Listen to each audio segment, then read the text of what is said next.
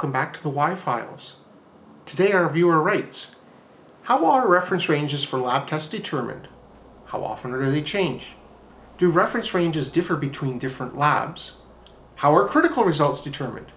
Do they ever change? Well, this sounds like a simple question, but is anything but, and has actually vexed laboratorians for years.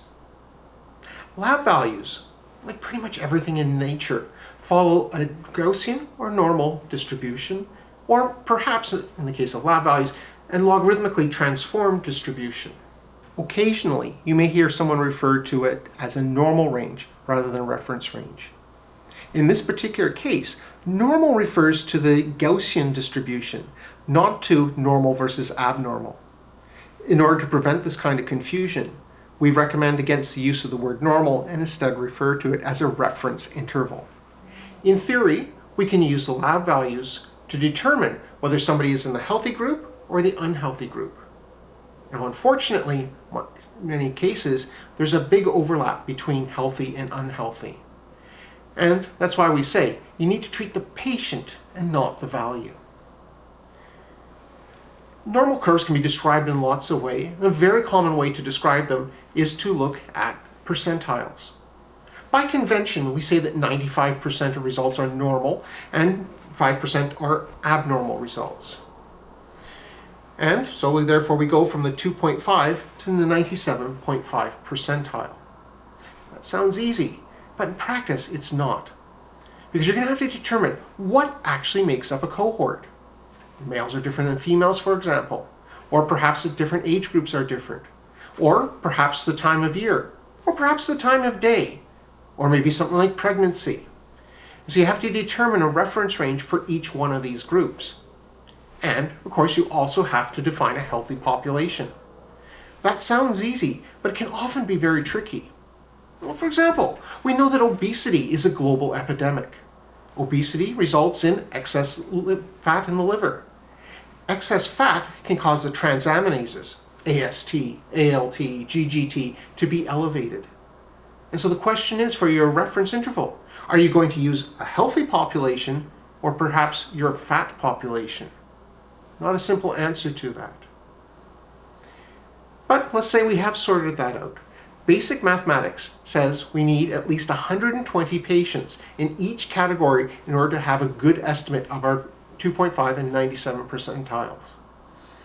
That's very, very difficult to achieve, especially when you have multiple cut points in your reference intervals. Instead, most labs will perform something called a transference study. Here you take a smaller number of patients in the different groups, and then you look at their results and make sure there aren't too many outliers. If there are too many outliers, then that reference interval is not going to work in your population. You have to rethink things. There is a newer technique that we're starting to see, and basically using data analysis to try and extract it from our LIS systems. Obviously, this is going to be a little bit late because we're going to only be able to extract it once we've got results. And of course, as we saw with that question of healthy fat population versus healthy skinny population, this method isn't really going to help us. But it is going to help us in terms of simplifying the amount of work. But this isn't the only way you can determine a normal or reference interval. Sometimes we'll do it by diseases. So for example, we know cardiovascular disease starts to increase with some of the lipids. And so we look at where the disease starts to progress as the definition, regardless of what the underlying population is.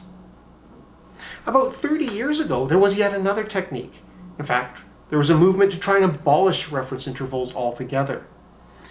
It didn't really happen, but in the modern world we have seen a recurrence of it within the last few years, and that's with high sensitivity troponin. So here we use the delta values. We take your initial troponin and then we look to see how far your troponin has moved from there. If it has moved more than the expected amount, we know there is a problem. Now, there are gold standard methods in labs. These tend to be very difficult methods to do. They take a long time, often multiple days. They're not suitable for clinical methods, but it gives us an absolute standard. A commutable result is something which, regardless of where you do your result, you should be able to get the same value. In theory, commutable results are entirely interchangeable with one another, and everybody should have the same and agreeing reference interval. But in practice, due to various interferences in the blood, due to the fact that you might see differences in binding coefficients, or the presence of drugs that may interfere with your assay compared to someone else's assay, a few patients can see significant differences. And so even when there's a gold standard method, sometimes you can see subtle differences with the reference interval. And in the case of tumor markers, for example, most of the time it's fine, but you'll find the odd patient who has a radically different result when you use a different method. And that's why when we switch vendors for our tumor markers, we always need to rebaseline those patients. And of course, non-gold standard methods, and that's the vast majority of chemistry samples, depend on the vendor to make the definition.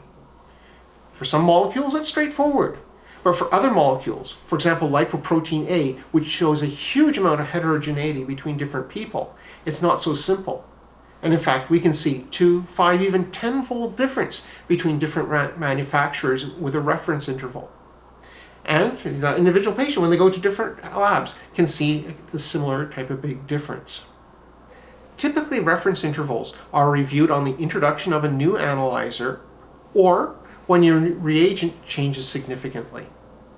Because BC has just introduced a whole bunch of new chemistry analyzers, we're seeing a lot of new reference intervals across the province. But you may say, well, we only have two different vendors for chemistry analyzers in BC now. So surely we must only have 2 reference intervals. No, we don't have 2 sets of intervals. Every lab has a unique reference interval. And there can be lots of reasons for that. One is just history.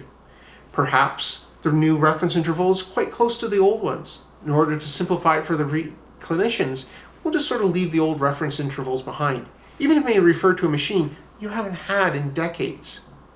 Or perhaps you have 2 different methods in your region.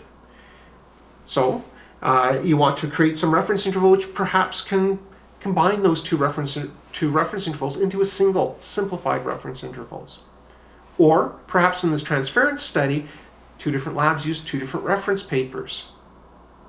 The second part of the question is about critical results. Critical results have existed for decades.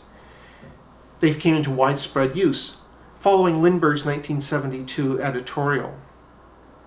And basically, a critical result is a result that is so abnormal that it's likely to lead to significant risk of life for the patient if it's not dealt with in a timely manner. These values are determined by expert consensus. Within British Columbia, the BCALP has come up with a list of recommended minimal critical values. Pretty much every lab in the province is using this minimal set of critical values. Individual labs are free to set their own critical values, but they don't necessarily do. Similarly, an individual lab may elect to have a slightly different critical value than the provincial standard. And this is typically because either you have a reference method, which is either your method is slightly different, so it gives you slight bias compared to what you think the others are doing, or for your particular population where you need to be either higher or lower. Or perhaps you have some local clinicians who need it for some particular population group. Can critical results change? Absolutely. These are set by expert consensus, and perhaps over time as treatments change, where that critical point is changes over time. And similarly, analytes themselves may be either added or deleted from the list, depending on expert opinion.